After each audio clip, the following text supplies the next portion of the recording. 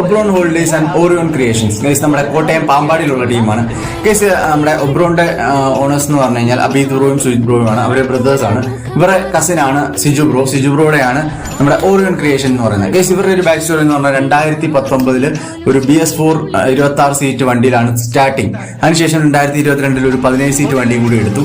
അത് കഴിഞ്ഞ് കസിൻ സിജു ബ്രോയുടെ കൂടെ ചേർന്നിട്ട് ഒരു 20 സീറ്റും ഒരു 13 സീറ്റ് വണ്ടിയും കൂടി എടുത്തു. അതും കഴിഞ്ഞ് 2023 നമ്മുടെ സെഡോൺ വരുന്നത്.